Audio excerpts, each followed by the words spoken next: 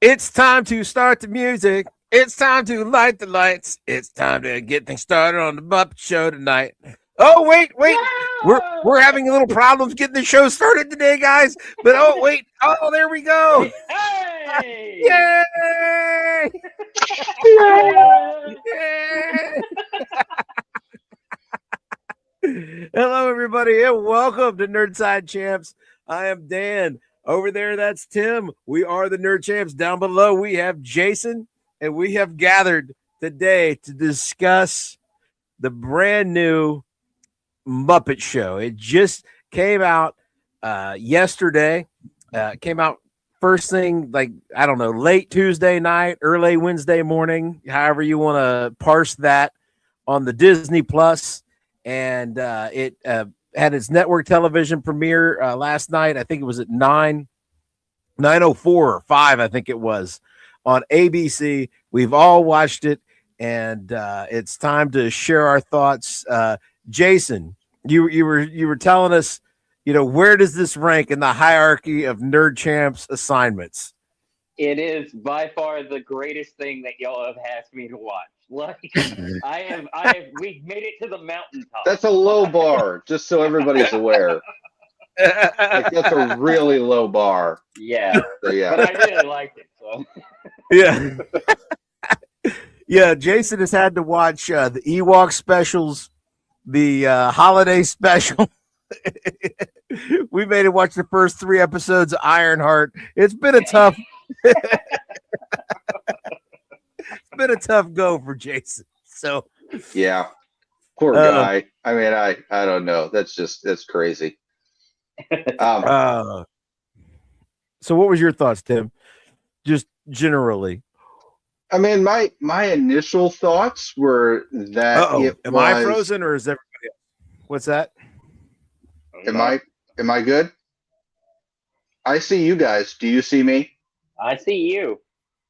Okay, I'm going to keep talking. I think it's Dan because everybody else is good.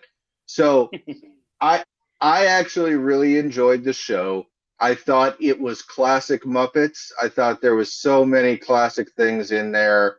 I'm sure we're going to get into all of them, but do you guys remember? Now I'm going to date myself a little bit.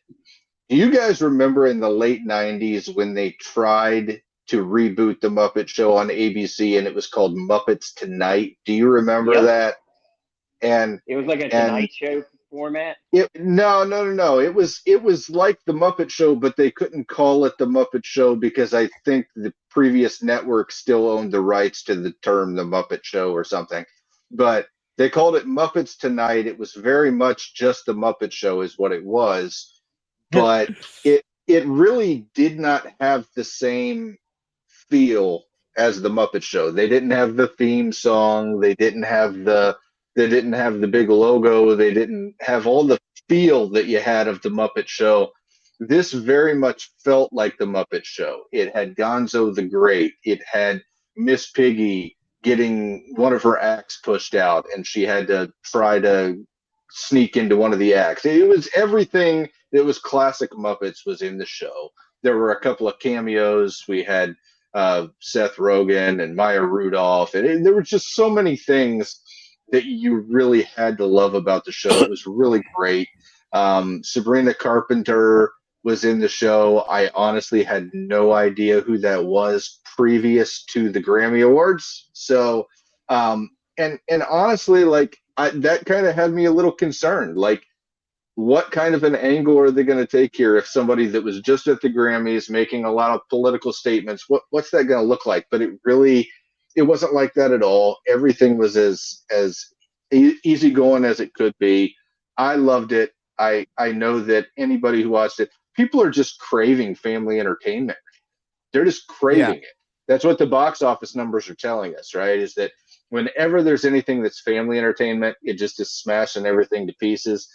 I was really disappointed to find out that they did not have a certain episode commitment level, because this is the kind of thing that if Disney doesn't see a gold mine right away, they're probably going to cancel it relatively quick.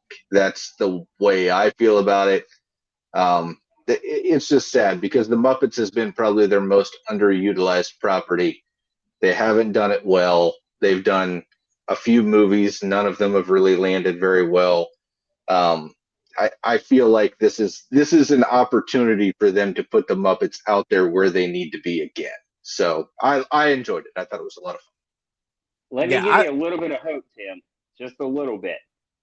They have changed Rock and Roller Coaster to Muppets theme, or they're going to in March. Like, yeah, oh wow, yeah, from Aerosmith. That, they have to have something planned. So yeah. That's a pretty big deal. I mean, the Aerosmith ride, that's a fun ride. And if they're going with a Muppets theme, now they did get rid of the Muppet experience that they had before, the theater, which was fantastic. Oh, that was amazing. One of my favorite ones. Yeah, they last year, I think they got rid of it. Yep. Yeah. See, it was hard to find. It was like in this little courtyard where you turned around a corner and like Hollywood Studios. Yep. Yeah. Yep. And I think they rethemed the whole, like they're doing something big in that whole area. So they're losing that theater where they. What's that? Is that Toy Story Land? No. Yeah, probably. It's close to it, but it's not quite there. Yeah. Okay. Yeah. So I think they're gonna. They probably haven't done it yet, but they're like one of the lands is taking that area. Like one of the lands is expanding or something. Like, oh, we're gonna take this footprint. So we've lost that Muppet experience, which was what was it? It was Sam Eagle's salute to whatever. Yeah. It was like one of my favorite things at Disney. So, yeah, it was so great. It was like you were in the audience of the Muppet Show. That was the idea. Yeah, you would look up and Statler and Waldorf were up there. Remember? And the whole thing. It's like you said. It's like they were right there. It was great. Yeah.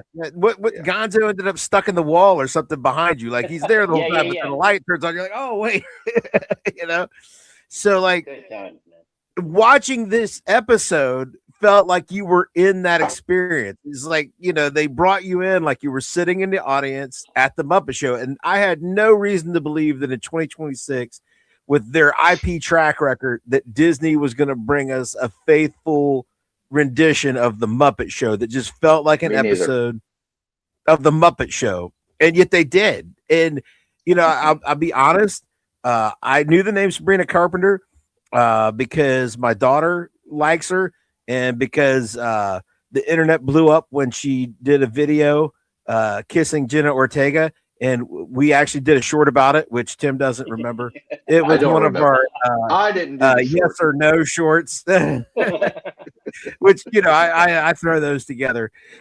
So anyway, but I couldn't pick a song. Like you could play her all day, and I wouldn't know who she was. And honestly, Jess and Kate had to tell me what song the Rats were singing. I had no idea. For all I knew, that could have been. What's that, Tim? I had no idea what the Rats were singing either, but it was great. It was great. Yeah, it's a song by The Weeknd. It's a guy named The Weeknd. Was it? Okay. Yeah. If they were there with me to tell me, I would have been like, the Rats have a catchy tune. You know what? I mean. Oh, it's very 80s though. That's a very 80s song. Yeah. And I will say Sabrina Carpenter impressed me. She killed Islands in the Stream, man. She had a nice. Is she country? Is she country? No, she sounds not country. at all. I don't know. She sounds very country when she sings. Like in both of her songs, she sounded very, very like Taylor Swift ripoff kind of thing. Is what she kind of sounded like to me. So I don't know. Well, I think it was like it was not as heavily produced as probably what her usual music is, which is like I only heard the song with the Jenna Ortega because I was having clips from it to do our short, and it was very heavily produced pop. She does have a Christmas special on Netflix, and I've watched pieces of that. You know what I'm saying? It's an old school. It's like one of those old school Bing Crosby, we're in this very fake studio living room, by the fire, and somebody's going to come over and we'll sing a song, so she has one of those on. And here's the thing. This this is kind of what the Muppet Show was always designed to be. It was supposed to be like SNL, but for kids. You know, it was supposed to be family oriented, and people used to love this. People used to love just sitting at the TV as a family and watching things. Like, do you guys remember on Catch Me If You Can that really, really weird scene where he sits down with his fiance's family and they all are like singing the song on the TV, you know? Yeah. And it's so weird, but that's what people used to love to do. And that's the same time frame as when the original Muppet Show was released, the late 70s. That's what people used to love to do, man. They used to love to just sit there and watch family-oriented TV together. And Disney and ABC have gotten away from that so much. I used to love to sit and watch TGIF with my family on Friday nights. I used to love to watch Home Improvement on Monday nights. I used to love to watch things like the Muppet Show on rerun when they would come on, right? I mean, these are the things that people used to love to just sit down and watch together as a family that we just don't have anymore. I mean, when's the last time you turned on ABC and are like, sit down, whole family, let's all just watch something? We just don't do that anymore. And I feel like that's a void that if and it's ironic because Disney should be the property that says that that's what they're doing, right? Yeah. They should be promoting family-friendly entertainment that everybody can sit down and watch together, but they haven't been for the longest time. They have to throw this politics and controversy into everything, and now they finally have cracked the code. They look over and they see Universal printing money with these little yellow men that speak French, and then all of a sudden they say, hey, maybe we could do something kind of sort of similar with some of the IPs that we own. I want to just say that I think that they've done a great job. You know, this is a great start. If they can build off of this start, they've got something. Yeah, this was, and yeah, Seth Rogan, I guess, was a producer and helped put it together. He was very funny in it. He would help us point. That guy at the end was not canon. You know, I can't believe I got bumped for that. I've never seen him before. He's not canon. That was one of the best lines. That's a good joke. That was great. You know, and he kind of let, you know, that's the thing. You have multiple celebrities, you know, bouncing around. You don't spend too much time with any of them. You get a couple of songs. You know, the Rats sing their own song out of nowhere. Miss Piggy has her little skit about the Bridgerton thing, which was hilarious. Yeah. You know, so Bunsen and Beaker, that was classic Muppets. I mean, you know, the only thing that was missing was Mana and the Swedish Chef. Other than that, everything was perfect, right? Swedish Chef. Yeah. Everything else was perfect, but you got to have a Swedish Chef segment sooner or later. And then Mana has to make a comeback. It absolutely. What did Bunsen say? This isn't going to hurt me a bit. Yeah, this isn't going to hurt me at all. Don't worry. Yeah. I will say, yeah. A top 5 Muppet moment of all time. The Queen song at the end. Like, I put it up there with Bohemian Rhapsody when they came back in 2015 is when they did that Office style show, and they did the Bohemian Rhapsody. Both were fantastic, but I think that one might be better. I loved the Don't Stop Me Now was a great choice, and it fits the era in which the Muppet Show was made, which I think was important to do something from that era. I love Queen. Queen is my favorite band. Dan will tell you I'm lame on my band choices. Okay, Queen is my favorite band, so absolutely loved it. I will say this. Disney absolutely didn't get the Muppets for the longest time. All right, they didn't really know what to do. They hit gold right away with a couple of projects. Right, they had the Treasure Island and they had the Christmas Carol, But then after that, they kind of didn't know what to do. They did Muppets Tonight, which we already talked about, which was kind of their attempt at the Muppet Show again. Didn't really land, didn't really work. Got canceled very shortly after. And then they had a special in 2002 that was a Christmas special. That's the one where they lost the theater. It was kind of a ripoff of It's a Wonderful Life.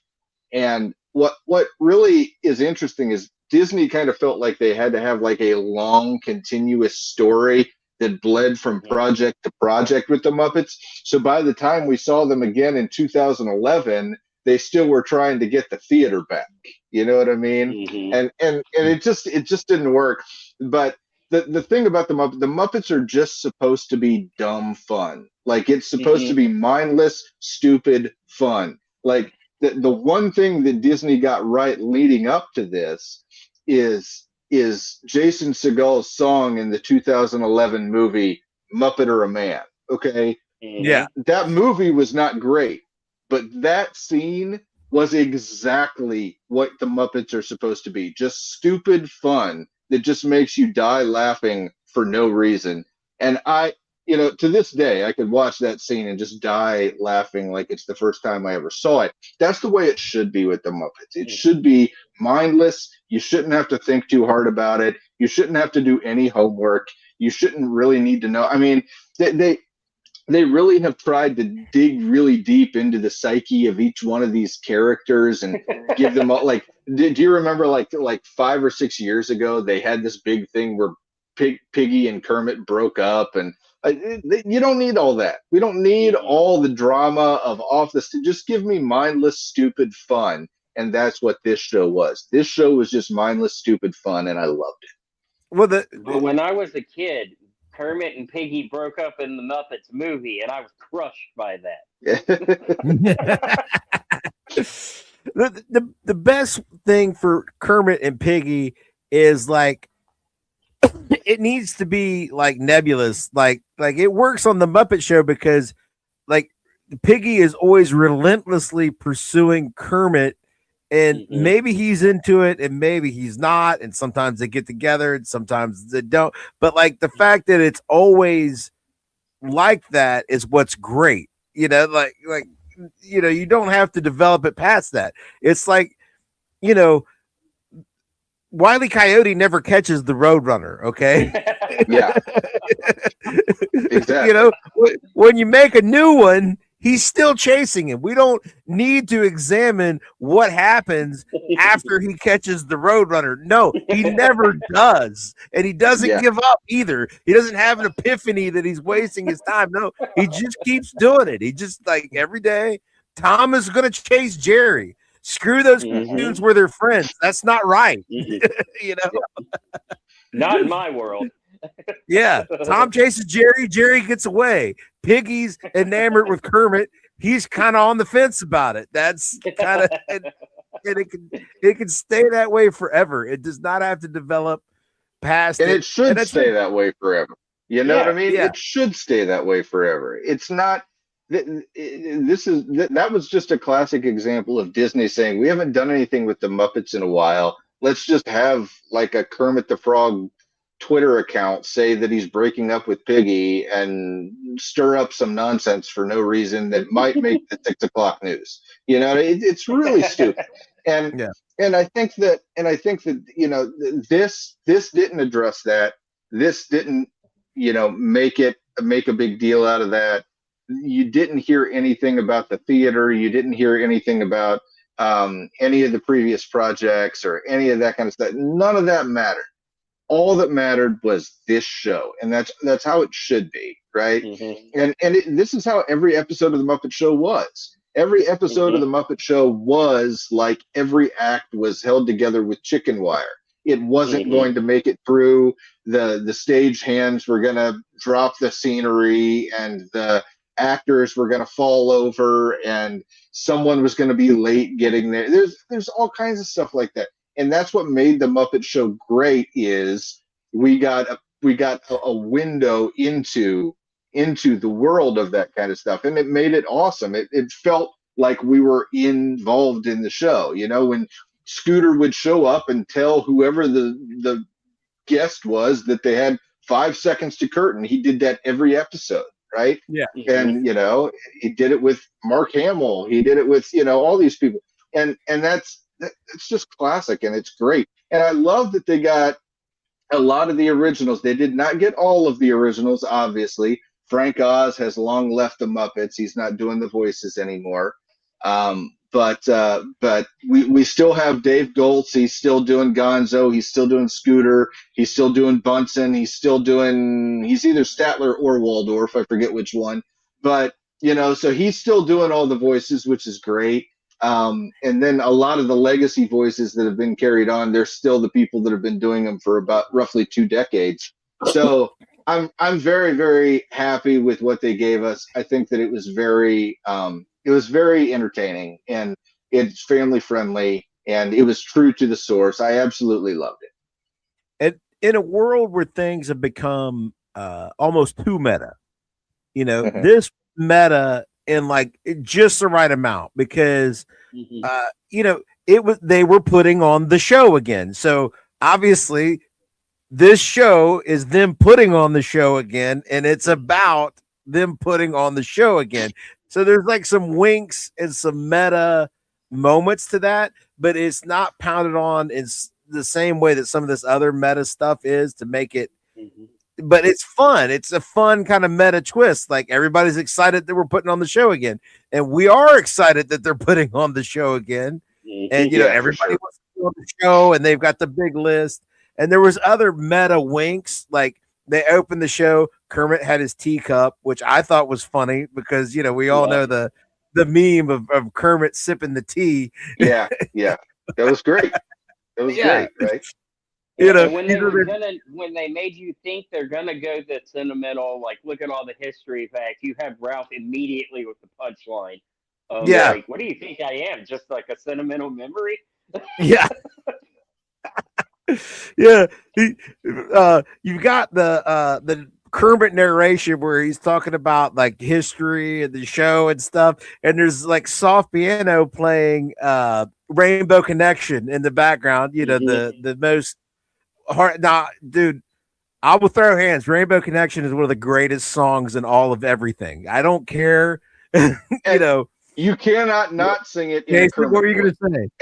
Everybody has to sing it in a Kermit voice when you sing it. Yeah. Whenever I hear little kids singing it at like 3rd grade programs, I'm like, why is nobody doing this in a Kermit voice? You have to sing, why are there so many songs about rainbows? You got to sing it in a Kermit voice, okay?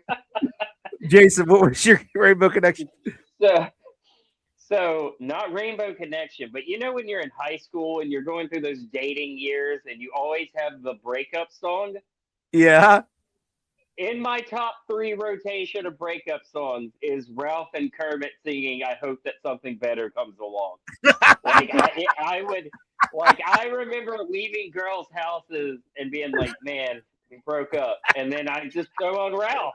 And he would make me feel better. He's like, something better is going to come along, man. Oh, that's funny. Kermit was your teenage angst. But yeah, so anyway, Kermit's doing the narration. You've got this soft piano playing the Rainbow Connection, and he's at his off. Kermit sits at his desk. He looks to the right. There's Rolf. He's actually playing. He's like, "Wait, have you been playing this whole time? What'd you think I was? Some kind of medley?" Like, yeah, we got a show to put on.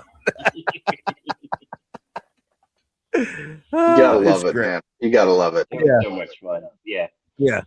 And I gotta tell you, Rolf, I love to see Rolf because I feel like he doesn't get all of his due because he doesn't always get the highest thing in all these movies, but he is up there in the pantheon with me because I'm a little older. I don't know if you, but like my formative Muppet experience, I'm not old enough that my formative experience was the Muppet Show. I know where you're going, Dan. Is Muppet Babies. Muppet Babies. Absolutely. Muppet Baby slaps, dude. But the real one, okay? Not this weird CGI nonsense they're giving us now. The real Muppet Babies from the 1980s with all the Star Wars cutaways. That's the one. Okay. Yeah. That's a real show. That's a real show. This one they're giving us now, it's not even close. No, the one where they had the amazing imaginations and like whatever they imagined was become real. Like, you know, they were in Star Wars, they were on a train, they were everywhere. E.T. But the whole they did everything. You're right. Yeah. But they were in the nursery the whole time. And you had Kermit, Fozzie, Miss Piggy, Scooter, right? And his sister Skeeter. Scooter and Skeeter. Yep. And Rolf. That was your cast, you know. So to me, Beaker was there too. Yeah, Beaker. Those are the main ones, you know. Mm-hmm. So yeah, I love to see Rolf, and it was, you know, it was just great. Anyway, we do have some comments. We'll hit those real quick, and then we'll go on with some more observations that we have. We had I Am the Night says, so Sabrina Carpenter doing her best impression of B. Arthur from the Star Wars Holiday Special. She kind of was like a barkeep, I guess. She kind of, well, no, she was more like a waitress, right? Is kind of, I guess, more in the one, where the chickens got their feathers blown off. That was funny. Yeah. The author never looked like that. Yeah. I would definitely go to Sabrina Carpenter's bar, but not B. Arthur's. Yeah, maybe the weird alien that pours the drinks to the top of his head, you would understand the infatuation if it was Sabrina Carpenter. Yeah, exactly. It would have made a lot more sense. Special, guys. Yeah. Yeah, and I will say Sabrina Carpenter impressed me. Again, I don't know any of her music, but she killed it on Islands in the Stream. And damn you, Muppets, because that song has been stuck in my head since last night. Yep. Yep. For you like a fine tooth comb, and it's just I can't stop. I can't stop. But yeah, she has a great voice. What? Go ahead, Jason. Yeah. I have one more aside. I'm sorry. I know I'm taking us through all these tangents, but Haley was so bummed that they played that song because I torment Haley with really bad '90s rap sometimes. Oh God! Like a cover of that song called Superstar. And I fought for that to be played at our wedding. I didn't make the cut, but I tortured her with it. And when the medley got stuck in my head, that's what we listened to. You're an evil man, Jason. You're an evil man. I remember Ghetto Superstar. That was at the time. It was on the soundtrack of Warren Beatty's big movie, Bullworth. Yeah, where he was a pilot or something. It was a comedy, Clinton, basically. Yeah, he was basically made a movie where he was Bill Clinton because Hollywood was so enamored with Bill Clinton. Yeah, and it wasn't ODB on that track. It's ODB, Maya, Wyclef Jean, maybe. That sounds right for the time. I'm trying to think. I remember ODB is the one that just Haley cannot stand. But hey, give me Kenny and Dolly or Sabrina and Kermit plus Miss Piggy. That's where I'm gonna. But let's see. Johnson does nothing. Gonzo the Great was hilarious. The random shouts of Oscar-winning actresses was a great running gag. I swear. At one point, that was awesome. Like every skit, he would just be going by and he'd be like, Whoopi Goldberg. And you're just like, just randomly, Jamie Lee Curtis. And it was really funny. I love a good running gag throughout the entire show. He stopped long enough to do Don't Stop Me Now, right? He's saying a verse of it. He's like, I'm a rocket ship shooting through the sky. He did that. But then immediately after that song was over, they go to something else. And here he goes again, and he's still listing actresses. Afterwards, he's back to doing that. Jamie Lee Curtis.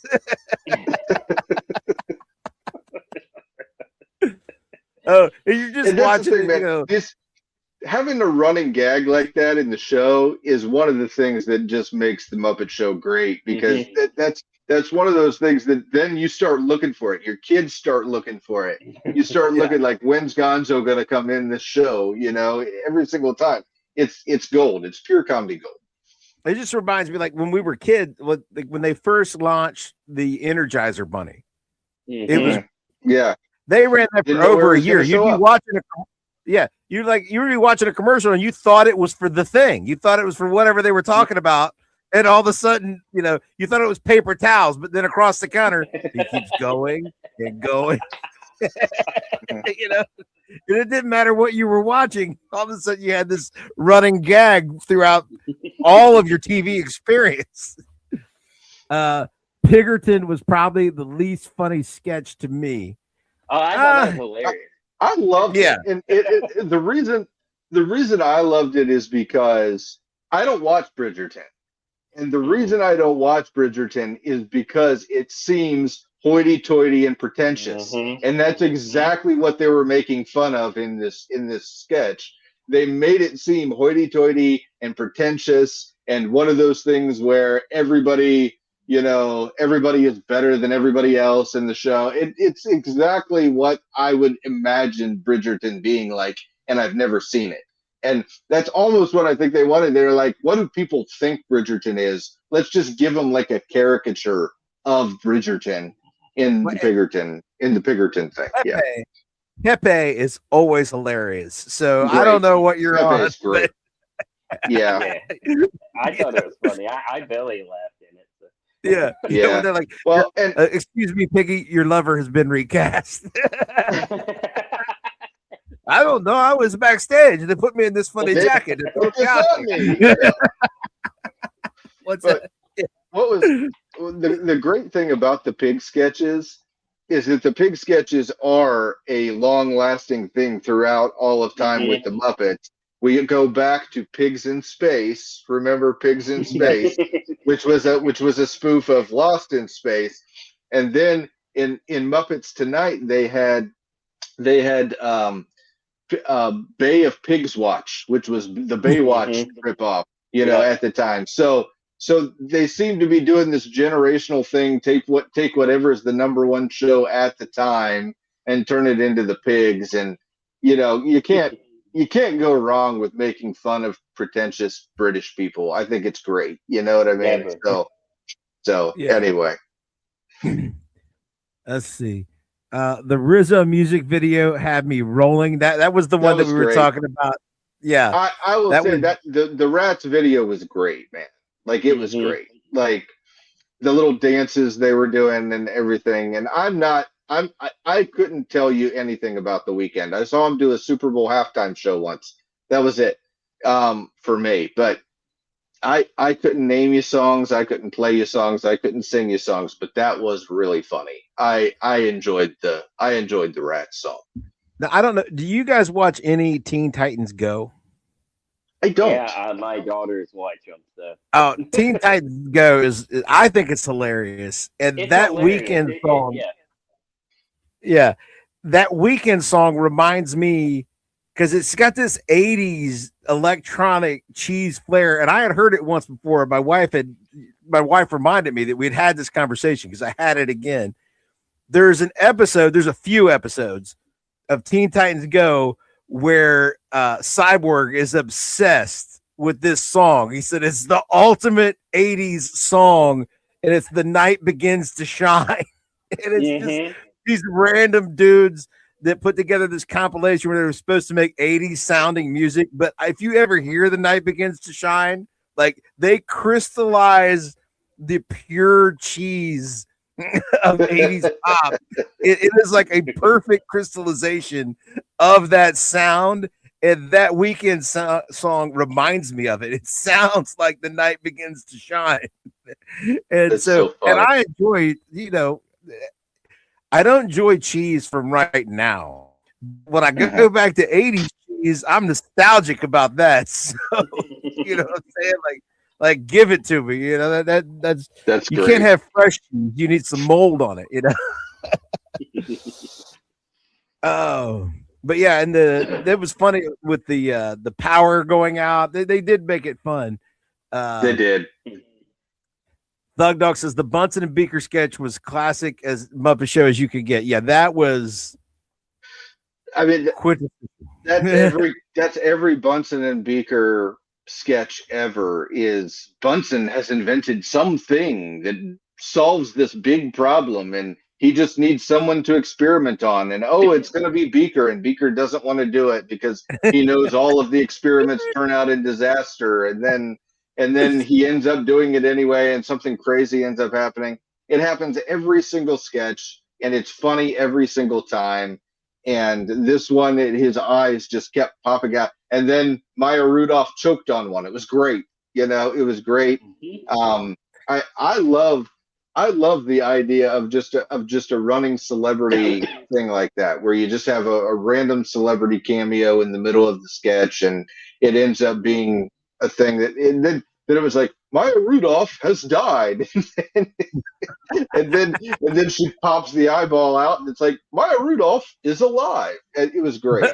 So a thing fell. Make her come back alive. Yeah. A thing fell. That was yeah. good. And yeah. she went to hell, which is a really funny joke. Like, yeah. Because he's like, there was a wall of fire and a well of souls. That's heaven, right? The guy in red. And Jason was pointing out, I don't know, the Maya Rudolph section gave us our most risque moment. Yes. What's that, Tim? Uh-oh. What's Wait, that? we're I'm frozen. Sorry. Okay, the Maya Rudolph. Did you catch the risque moment in the Maya Rudolph? I didn't hear it. What was it? What did I miss?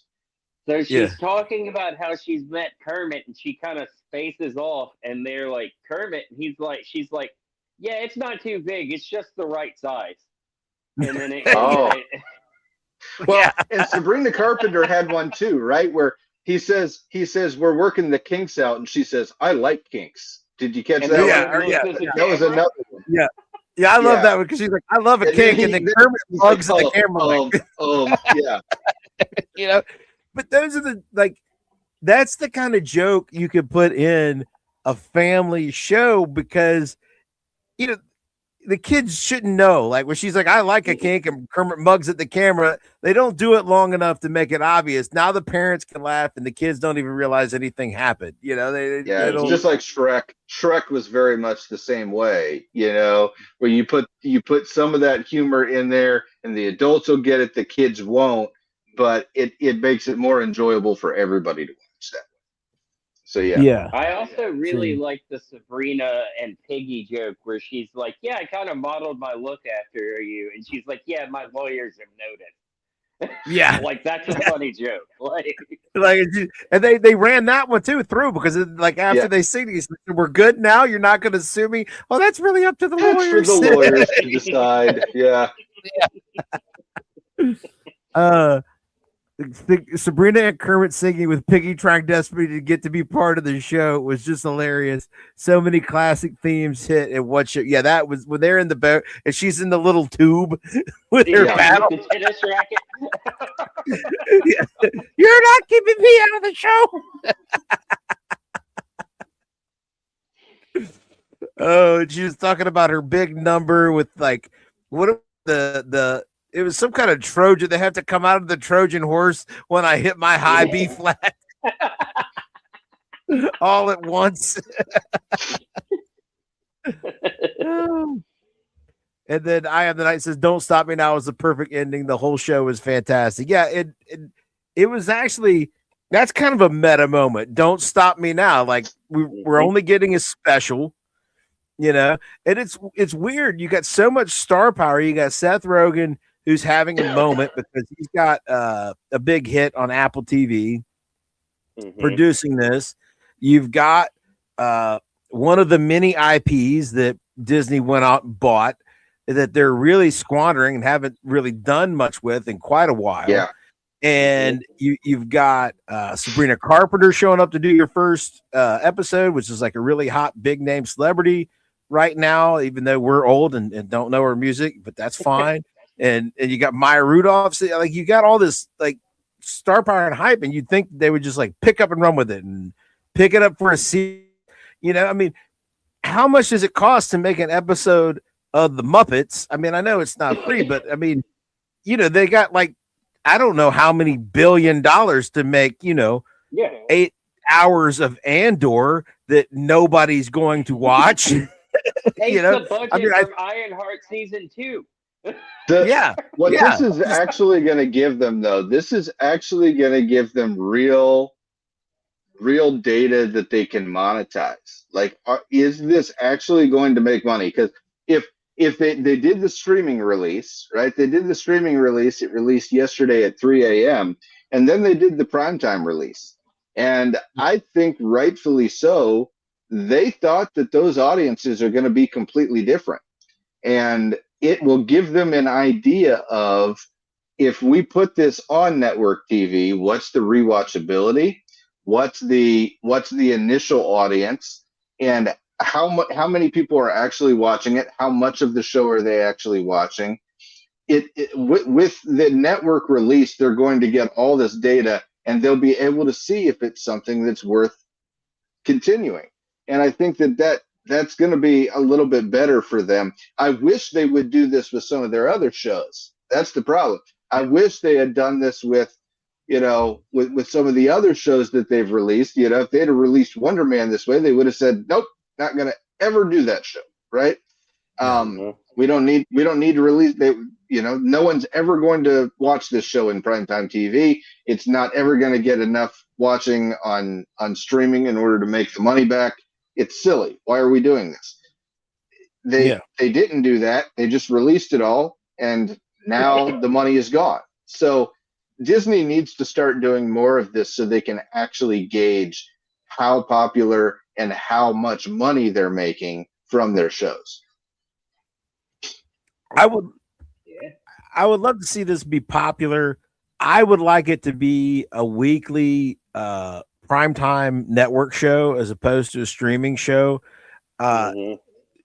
We need things that air live, and things happen and you could talk about it the next day as a society that aren't, reality game shows. Like the reason, the reason that things like Dancing with the Stars or The Masked Singer or Survivor, all of these things are so popular because it happens live and you have that rooting interest, and it's something that, like, it's connective. Like if you watch it and your friends watch it and your coworkers watch it, it's why sports is so popular. You could talk about it the next day. And it's why all of these streaming shows just can't hold a candle to something like MASH or even like Friends or Seinfeld, things that aired live and people watched at the same time on the same day and had something to talk about the next day. So if you could get enough popularity and air this and have big, Sabrina Carpenter's a pretty big star. And also she appeals to people who are too young to really be into the Muppets, right? So that gives like teenagers, preteens, and kids in their 20s a reason to watch this with their parents who love the Muppets. You know what I'm saying? So now it's totally reversed. The Muppets aren't there for the kids anymore. They're for the adults. They're there for the adults. The 40-year-olds are here to see the Muppets, and the kids are here to see the celebrity guest star. But I feel like that's a really good point, Dan, is that the way this show is constructed, it really does need to be something that airs live, and maybe they do a streaming release the next day or something. But doing the streaming release the same day, I think you're almost shooting it in the foot. And I agree with you. I mean, what made Game of Thrones great was the fact that you had to watch it live, right? Yes, it was popular when streaming started coming out for people to binge, but same thing with The Walking Dead, right? It was very popular to binge when it came out, but what really made it go was the fact that when you watched it, you felt like you had to watch it live, right? Yeah. There was something that was going to happen, and it was going to be outrageous. And if you didn't see it, you were going to be lost the next week. And if everybody talked about it the next day, you were going to be spoiled and you weren't going to want to watch it. So it was a big deal. And there's not really those kind of stakes in the Muppet Show, but I do feel like people are going to enjoy this. There are going to be things that, we would do this when we were kids, right? I mentioned TGIF, I mentioned Home Improvement, I mentioned some of the things that we would all watch as kids with our families. And it was the same thing, right? Did you see that episode last night? And, we would go to the soccer field on Saturday morning and talk about what we watched on TGIF, right? I mean, it's crazy that they don't think there's a market for that, because there clearly is, right? And Game of Thrones and Walking Dead they were almost cultish followings. People just had to watch them. And Disney does not seem interested in creating anything like that. They seem to be interested in creating whatever they want to for their IPs, and then trying to push the IP whatever direction they want to push it, whether or not the audience embraces it. And that's not the way that it should be. It should be that when they take an IP like the Muppets, like Star Wars, like Pixar, they really should focus on what the audience wants and be able to give it to them in a segment that is going to be more than every 10, 20 years, which is what they've done with the Muppets. It's unfortunate. The Muppets is a great IP to own. Jim Henson, absolutely, it was his life's work. He loved the Muppets. And to see that Disney has pretty much just cast it aside is really, really disappointing, because this could be something. I don't know if Disney is smart enough to make it something, but it could be something. Disney is what's her name? What's the girl in Toy Story? The Andy gives the toys to? What's her name? Bonnie. Bonnie. Yeah. Disney is Bonnie, and the Muppets are Woody in the back of the closet with the with the dust balls and crap. She's been cast aside and for Forky. for a sport. I'm glad I didn't watch the fourth one. I wasn't. Forky is funny, but Forky really is the only funny part of the whole movie. Yeah. But it does make Bonnie very much a villain. It seems like the movie doesn't know that, which would make sense. Just Disney doesn't know they're the villain with the Muppets. They throw Kermit in the back of the closet with the dust balls, and they're not playing with it. I don't know what the primetime lineup of ABC is. I don't know that I watch anything that's on ABC. No idea. But no idea. Disney ABC had TGIF though. Yeah, Disney acts like they forgot that they own a network, a broadcast television network. They keep dumping all of this stuff into this Disney Plus service that they're not selling any subscriptions to. And it's like, hey, you know what else you have? You own a broadcast network. Why don't you try putting some of this on primetime television between 8 and 10? I mean, I don't. Maybe people would tune into it if it's not too bad. And like the Muppets is a perfect example. Like this would be the right kind of thing, because you could bring in stars that the younger generation likes so that they can get hooked on the Muppets. And, people our age that are, the right type of nerdy are going to watch it anyway because we love the Muppets and they've nailed the tone of the Muppets. And so, this could be a huge hit, I think, if they really invested in it. And we do need something like people like live music. They like to watch performances. I mean, I know this is pre-recorded, but it's airing live and they like to watch musical performances. And you used to get that that's why people used to like watching awards shows and stuff. Mm-hmm. But nobody likes to watch awards shows now because they're all 3 hours long for whatever reason. I don't know why they all have to be so long. And then it's 2.5 of the 3 hours is political diatribes. And it's like, okay, if you just want to watch straight political diatribes, you could turn on whichever 24-hour news station is pitching your side and watch that. You don't need it interspersed with the musical performance. If you want nonstop politics, there's like 4 or 5 stations doing that 24 hours a day, 7 days a week, 365 days a year.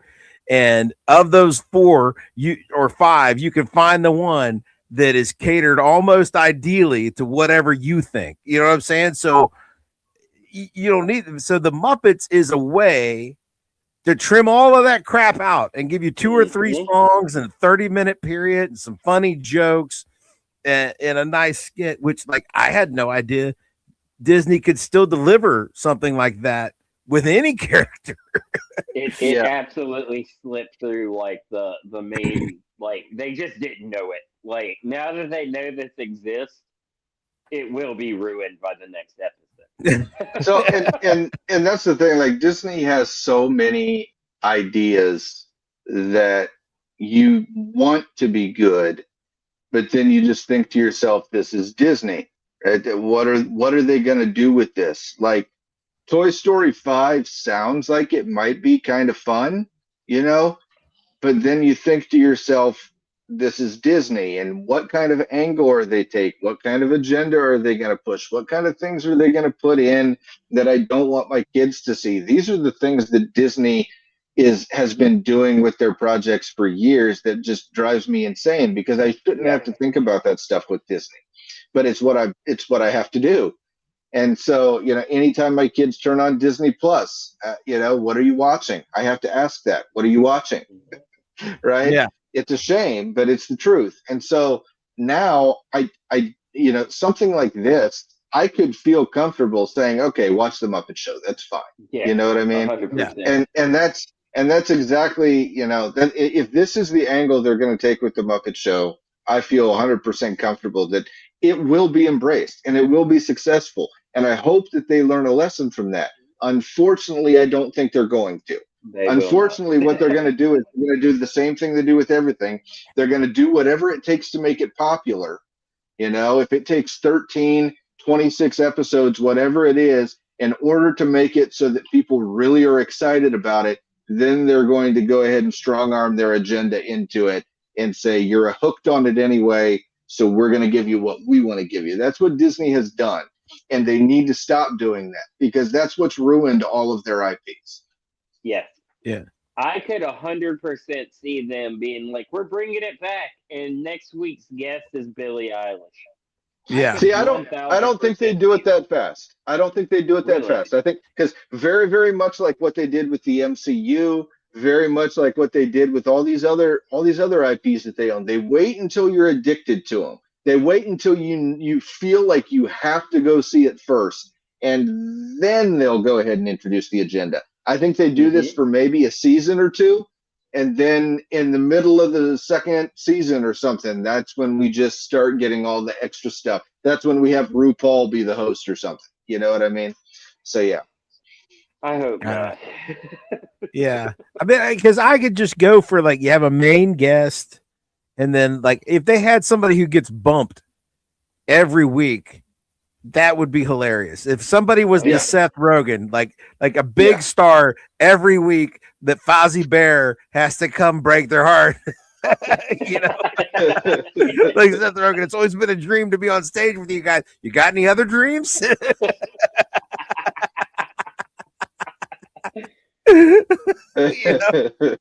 I have never felt more like at it with a character than when Kermit's like, why are all these people here? And they're like, and Scooter's like, well, you told them all that their act was good. And he's like, I did not. Because when I get uncomfortable, I always just go, right on, right on. And Haley's like, like people think that you are agreeing with them. Yeah. Yeah. What was he saying? That sounds fun. That sounds fun was his thing. Yeah, that sounds fun. Like everybody knows that means we don't want to do it. And Scooter's like, that doesn't sound like this. That's what it sounds like to me. They had the list and just fell out that was great. He's like, I'm gonna cut the next person I talk to. And that's Piggy comes Piggy. Oh man, that's always the thing, because Piggy always wanted more time. I mean, these things they're evergreen. Every week, Piggy wants more segments. She wants another song. She wants a bigger thing, and like she's never gets it. She's jealous of all the female guests. It's every single time, right? Every single time. Yeah. Yeah. You don't have to reinvent the wheel here, guys. You just do that every week.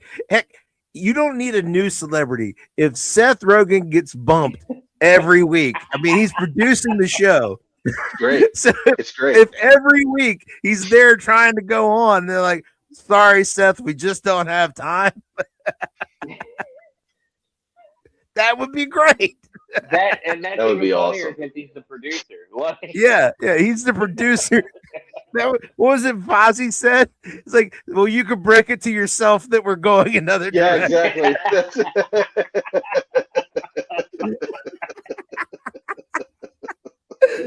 That's a good one. Yeah. It's classic, man. Classic. Oh man. Yeah, I could have went with some more but like you got everybody. Like the Swedish Chef was in the episode. He didn't have a segment. And he did speak. He did, but I could have gone. Yeah, and I could have had some more Fozzie, even though Fozzie did have that. He had his thinking hat, which was funny, and he did break it to Seth that he wasn't going to be on. That was funny. But yeah, they need more because I need more Swedish Chef. I need more Fozzie Bear. You only saw Sweden. I gotta tell you, man. One thing. I don't know how they keep coming up with fresh sets for Statler and Waldorf after all these years, but they are, and it is great, man. He looked at him, he's just like, man, my arm's going numb. Well, it's not from clapping. I mean, just classic stuff, man. Yeah, that's some dark humor for the grown-ups. It is. And there's so many things that they just they just kept going with them. It's great, man. Statler and Waldorf to me, they were always the best part of the original show. The hecklers, the hecklers in the back of the theater, they were always the best part of the original show. And to know that they can just still keep going with it, that's just awesome to me. I love it. And and everything, they don't do a lot of cutaways to them in every episode, maybe 3 or 4, but each one just home run. You just gotta love it. Yeah. That was again. They nailed it. I can't believe that they actually captured the tone. It just did a straight. They didn't twist it or change it or. It was an episode of the Muppet Show. It was. Yep. That's what it was. Yeah. It was as if it was like 1976, and they just put out another episode. And what's great about it is, once again, they had the original song, they had the original logo, they had the original feel. It looked the same. Everything was great, but what I really, really like about it is not just that they did all of that stuff, right? Like they had the set, they had all that kind of stuff. They still found ways to modernize it. They still found ways to appeal to multiple different generations in this same space. I just feel like I hope that they pick it up. I really do. I hope that they pick it up, because if it doesn't get picked up, this basically tells you the direction that Disney wants to go with primetime TV. And I just don't know if it's anything that I'm going to be interested in. Yeah. If this doesn't catch on, Jason just said they're making the Rock and Roller Coaster Muppets, which is great. But like, this is the Muppets thing that like if this catches on, this will work for the Muppets. But if it doesn't, like, what are they going to do with the Muppets? I like the Muppet movie. I like the Jason Segel movie. They did like a semi sequel to that though, didn't they? And I don't think that Most Wanted. Yeah, was that with Ricky Gervais or someone? I forget. Muppet Most Wanted is what it was called. Yeah, and it. I looked up the box office numbers for both. Neither one of them killed the bear. I think the one in 2011, the Muppets, with Amy Adams and Jason Segel, that did like 176, and the Muppets Most Wanted did like 80. So I mean, neither one of them did great. I just don't think in those movies you really had the tone of the Muppets, and that's the problem. That's Disney trying to give you the Muppets instead of what the Muppets are supposed to be. They were trying to continue this story from the Christmas special, and it just wasn't working. So there was a lot of things there. So that's the great thing about this. This is the Muppets. If this doesn't work, all right, if they've decided that they can't make money doing it this way, they need to sell the IP to someone who appreciates it. That's all I'll say. They're not using it anyway. They need to sell the IP to someone who will appreciate it. Yeah, because they did they had a Disney Plus. They did the Muppets Haunted Mansion. Yes. And they've done the Wizard of Oz too, I think, right? They did the Muppets Wizard of Oz. The Haunted Mansion thing, I didn't think that was great. It wasn't terrible. I didn't even see it. I'll be honest, I didn't even see it. Yeah. So I don't know. Like I feel like they just aren't really trying with the Muppets. This was their first real effort at giving us the Muppets. Since that release of that theater in what was MGM Studios is now Hollywood Studios. Since the release of that, this is the first actual thing that is Muppets. And I will be sad if it's not picked up. Yeah. This should run for quite a while and be very successful. I don't. It's 100% on Rotten Tomatoes. I know we've all seen that. Yeah, that's important. Yeah, and like, when do you think? When will we get like ratings numbers? I think come out faster. Network Nielsen ratings. Well, no, Nielsen's are real time. Like on network, they're real time.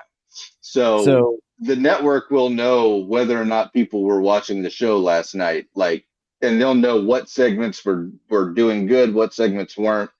When people turned the TV off, when people kept watching, they'll know all of that stuff by today. So they have a really, really good feel for what the audience actually did last night, and that's important. So yeah. They'll have we those won't numbers. see that information. We won't see that information, but the network already knows it. So yeah. I think they do eventually make that public. I think because people. The Nielsen's come out about 2 or 3 weeks later, usually publicly. Right. But it's so weird because for streaming, the Nielsen ratings are so odd.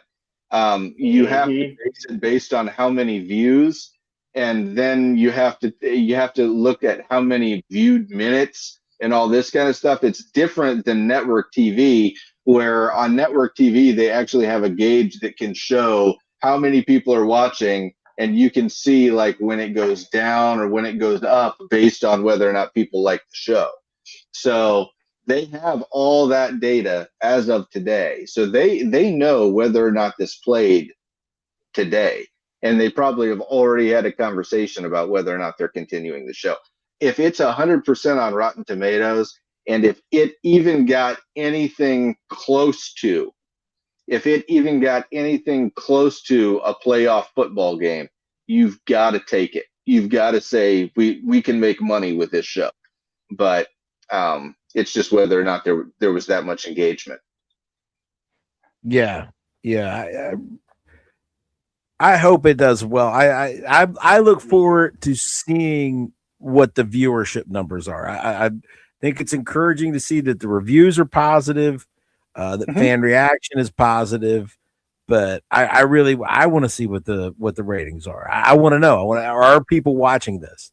Because so far, like everything that we've had to watch that we actually liked, nobody watched. Nobody like we were listing off the list of horribleness that we made Jason watch, and one of the only thing that was good was Skeleton Crew, right? We all like Skeleton Crew.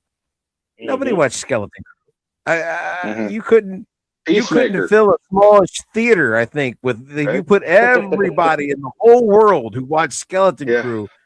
It's probably like there were more people in the cast and crew of that show than actually watched it. Yeah. It took more people to make it. Good. Skeleton Crew, Peacemaker, Twisted Metal, all great shows that nobody watched. And I think that Dan and I, we're really good at finding those things that nobody watches that we actually like. And then everybody watches all the things that we hate, and everybody hates them, which is really, really, really weird. But it's just that with the streaming, man, and the budget that these streaming companies are willing to pour into these projects that might or might not catch fire, I just don't get it. They've got to be losing their tail. They've got to be. Got to be. Yeah. It just, and so I mean, I don't know. There's no. It seems like the movies we hate frequently do well, and the films that are even like halfway decent or okay, like I thought Thunderbolts was not terrible. It, didn't even crack 3. Didn't even crack 3. I mean, and that's a perfect example of like, the Disney doing what Disney's going to do. They have an IP that they know is already successful, that they've got people addicted to, that you either are going to go along with what we're doing or you're not. They're not, and they don't need to care about it because you're already addicted to the IP. They already know that they're going to get a certain level of ticket sales. They already know that if it doesn't make its budget, then they'll more than likely make the budget back with one of their other films later on in the year. It's silly, but this is the way Disney thinks. They think of movies as a compilation, one big pot, instead of thinking of them individually and looking at how they can be more successful. And I think that that's a shame because of that, they focused on doing the wrong things for the last 5-6 years at least. Yeah. And it's just, I don't know. I would love to see something good get high viewership and a lot of recognition, like something that, we actually enjoyed and like, I can't think of anything recently that was like a big success and a lot of people liked it that I also liked. You know what I'm saying? Like, all the things I thought were great. Like I really enjoyed Superman, and that was a hugely underperforming thing. I thought that new Jurassic World movie was an abomination, but it made all of the money. Absolute trash bag of a movie that movie was. Yeah. God, it was just, we went to a midnight showing so that we could record a review the next morning. And I'm still mad about that, by the way, Dan. I'm still mad about that because the 4th of July was like 2 days after that, right? And it was like, what am I doing? It was. Yeah, I was leaving for DC the next day, and it was my idea. It was my idea. We're gonna get this. Dan was like, "I got this great idea, man," and we talked Bonebridger into doing it somehow, and we all 3 went and watched the stupid movie to do our little review. We did a 15-minute little review, and none of us liked the movie. It was garbage. Yeah. We were all just sitting here like I even have it in here somewhere. I bought the T-Rex popcorn bucket head. You know what? The T-Rex wasn't in that movie, so that's a general Jurassic Park / Jurassic World T-Rex popcorn bucket. I'm not specifically associating it with that abortion of a film, but that's great. I was in the theater. Like I was just steaming. I'm like 30, 40 minutes in, and I'm like, I know what I have done to myself and my friends, and I'm just like, I was so angry.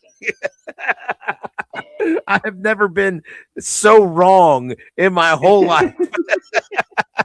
When I think it was about the point where the scientist guy was explaining the mission for like how they had to get the biggest dinosaurs, and I was just like, this is already stupid. Like I know this is going to be dumb, and and so many bad things. So many bad things in that movie. I don't even have time to get into it. this is a Muppet stream, and I hope the Muppets get picked up. But boy, I hated that movie. Yeah. Yeah. Please, please. What's that? We sound like that song in Team America World Police where we're like, Pearl Harbor sucked and I missed you. We're like, Jurassic World was awful. Please pick up the Muppets.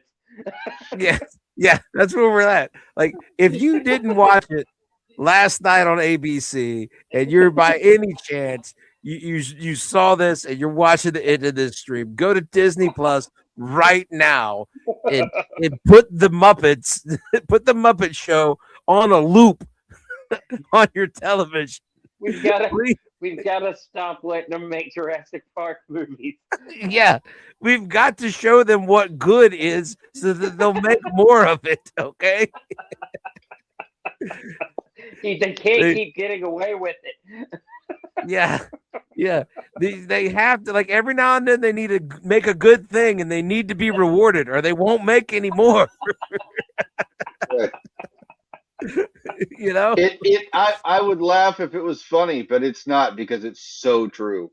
They are going to keep making what they want to make as long as they don't see unbridled success from something else. And that's going to be Disney. If Disney is going to make something that's actually good, it's going to be because they accidentally tripped and fell into, a platinum mine, right? They discovered plutonium by accident. That's what this is going to have to be, right? They're going to have so much money on the table, they can't help but make it again, right? That's what they need to do, or else they're just going to scrap it and do all the woke garbage that they've given us over the last 5-6 years. And because they don't see any difference. That's the problem.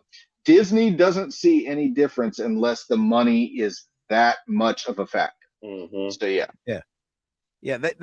They made us one fun Star Wars show.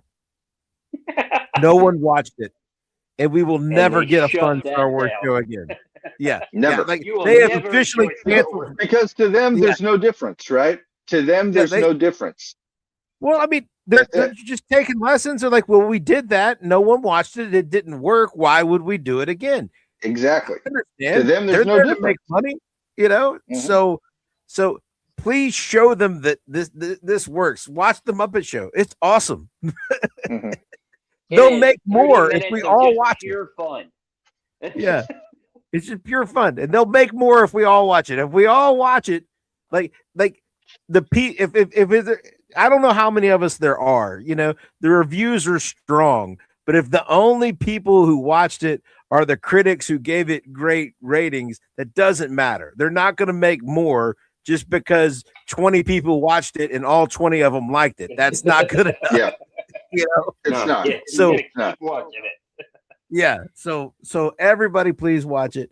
And anyway, that was our experience of watching the brand new The Muppet Show. I thought it was picked up for series until we started like reading up to watch it this week. And that was my one big disappointment in this experience, was learning that it wasn't, because I didn't know previously that it was. I thought it was, like, it was advertised as if it was. Yeah, it's called The Muppet Show. It's not called The Muppet Special. I thought it was just an episode of the. But anyway, Jason, tell people where to find you on the internet. You can find me on Instagram. If you are into analog horror, go to my TikTok page. It's Miss Haley Silly Hour. That's also an Instagram. It's a ongoing weekly children's show thing. It'll make sense when you get there. And that's about it. All right. I'm Dan. That's Tim. We're the Nerdchamps. You already found us. We are here. Form of a viewer. Water. Anyway. Water. Until next week. OH. IO. And hail, dear